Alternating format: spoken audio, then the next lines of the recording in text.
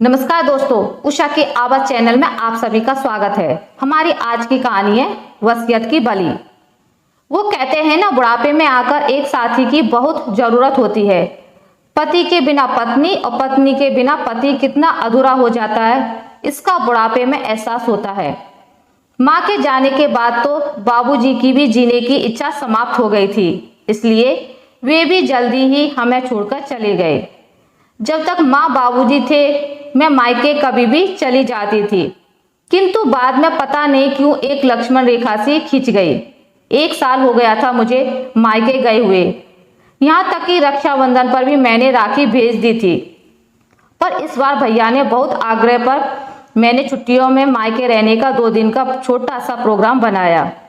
पूरे रास्ते ट्रेन की गति और मेरे ख्यालों की गति की जुगलबंदी हो रही थी। बाबूजी की बरसी के बाद पहली बार मायके जा रही थी।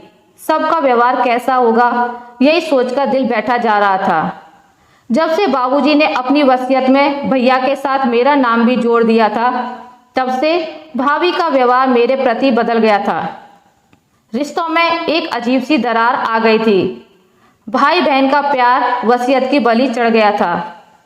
अरे बेटियां अपने मायके सिर्फ अपने माता पिता भाई भाभी का स्नेह लेने के लालच में मायके आती हैं। उन्हें सिर्फ यही लालच होता है कि उनके मायके के द्वार उनके लिए सदा खुले रहें। यही सोचते सोचते मैं अपने गंतव्य पर पहुंच गई थी।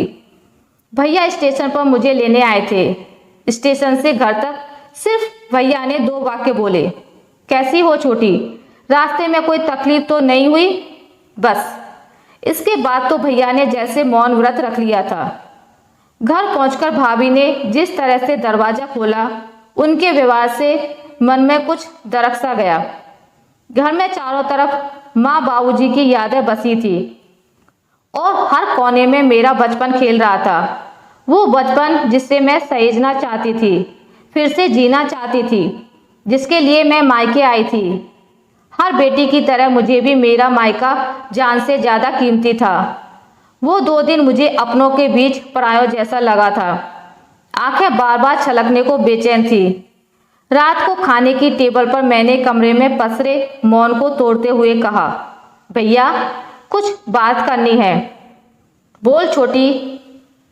वो बाबूजी की वसीयत के विषय में।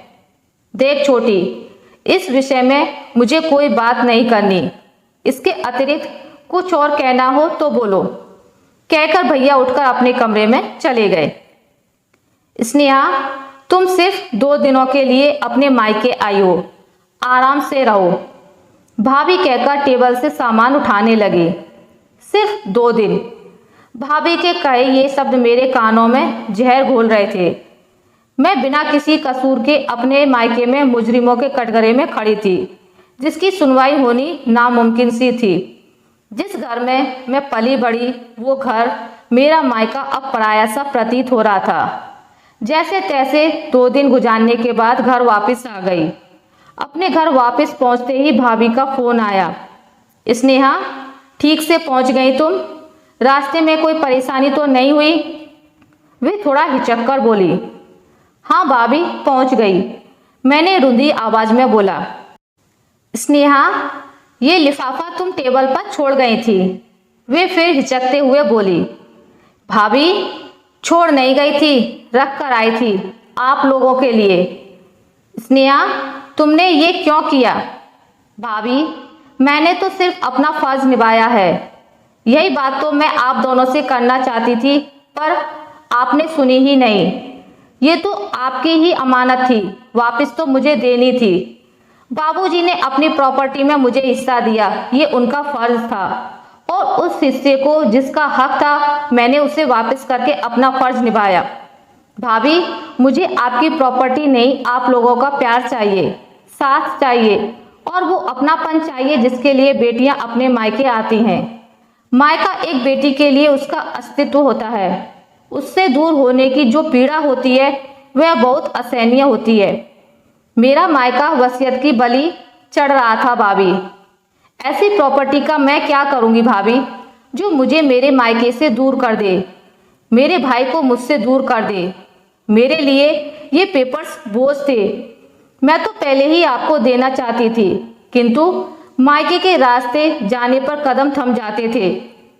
भाभी, मुझे कभी भी प्रॉपर्टी का लालच नहीं रहा। मुझे तो सिर्फ मेरे मायके का लालच था।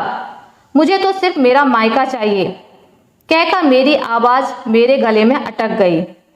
छोटी, तू कब इतनी बड़ी हो गई, पता ही नहीं चला। तेरी बातों ने तो मुझे बौना कर दिया। हम तो स्वार्थ और गलतफहमी की आग में अपने रिश्ते सुहाग कर रहे थे।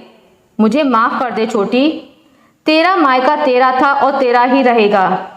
दूसरी तरफ से भैया की आवाज सुनकर अब तक आंखों में रुके मेरे आंसू बहने लगे। आशा करती हूँ आपको मेरी आज की कहानी अच्छी लगी होगी। अगर आपको मेरी ये कहानी अच्छी लगी है तो इसे लाइक करें, ज़्यादा से ज़्यादा शेयर करें, और अगर आप मेरे चैनल पर नए हैं तो इसे सब्सक्राइब करना ना भूलें। मिलते हैं एक नई कहानी के साथ, तब तक के लिए नमस्कार।